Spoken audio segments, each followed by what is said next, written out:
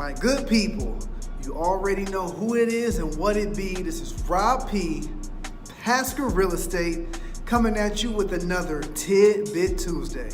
So we've already been through the Make This Your Last Year Renting series, but what happens when you follow those 4 steps and you finally have your pre-approval letter?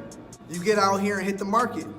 What a lot of buyers are finding right about now is that this market is highly competitive. Today, I'm going to share with you 3 tactics to ensure that you get the house that you want in today's market.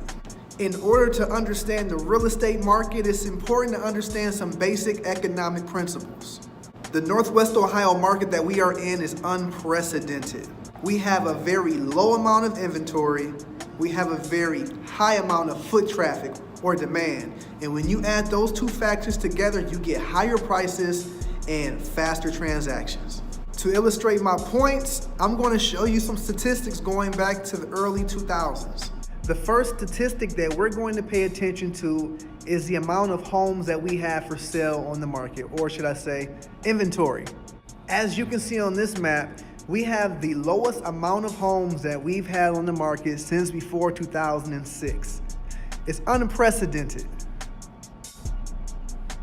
The next statistic that we're going to pay attention to is showings per listing. Another word for showings per listing is foot traffic, the amount of people that are looking at properties. As you can see, we have nearly double the amount of foot traffic that we had before the peak of the crash around 2008, 2009. So what happens when we add these 2 factors? Low inventory, high demand. I'm going to show you. Economic principle says that when the inventory is low and the demand is high, that prices rise and the transactions are faster. So if you look at this graph here, the median price of a property in Northwest Ohio is the highest that it's been since before 2006. And these properties are selling at nearly 98% of what the list price is. In a lot of cases, properties are selling over asking price.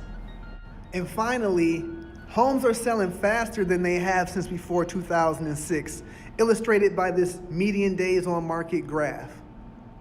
So when you put all of that together, what you get is a very ruthless, competitive, aggressive seller's market. In this market that we're in right now, my buyers are competing against 7, 8, 9 offers for one property.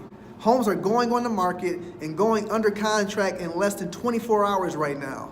I'll tell all of my buyers that everybody wants to pick of the litter. This isn't back 10 years ago when you could go and offer and lowball and try to get a property for low. No. If you want a property in today's market, you have to pay for it.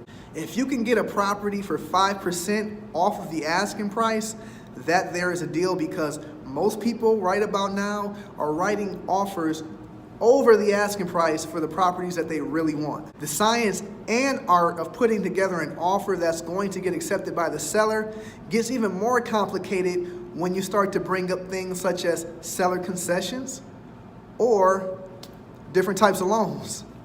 My first tactic to ensure that you get the house that you want, you got to be quick. And with this market we're in today, you have to be the first person through the door to get the property that you want.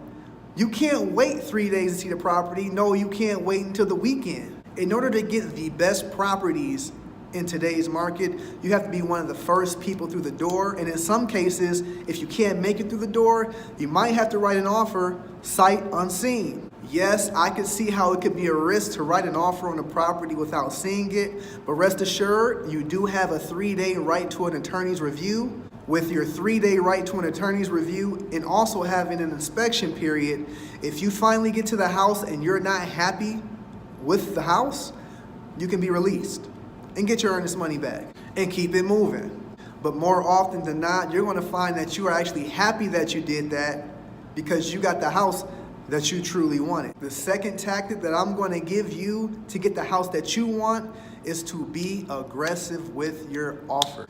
Real estate is a game of numbers, and the numbers don't lie. I would never suggest for a client to overpay for a property, but I would tell them that if the property is priced appropriately and if they wanted the house bad enough, come in over the asking price. It's not unheard of in today's market for people to come in $5,000, $8,000, $10,000 over the asking price. I had a client put an offer in on a property, came in $10,000 over the asking price, competing against 7 properties, and they still didn't get the property. In today's market, you have to be aggressive and you have to pay for the property that you want. Lastly, come correct. There is a pecking order in the types of loans that sellers are willing to sell their house with. If you come to the table with an FHA loan and your offer is comparable to somebody who has a conventional loan, the seller is more likely to take that conventional loan for the simple fact that they don't have to jump through any government hoops or go through any government inspections. If you can avoid going FHA, avoid going FHA. Ask me what type of conventional loans you qualify for. There are conventional loans out there that you can use that are 3% down. Something else that you want to watch when you're writing an offer is the amount of seller concessions that you're asking the seller to pay for. Naturally, the seller wants to net as much money as they can at the end of the transaction. So it's important that you minimize how many seller concessions you're asking the seller to pay for.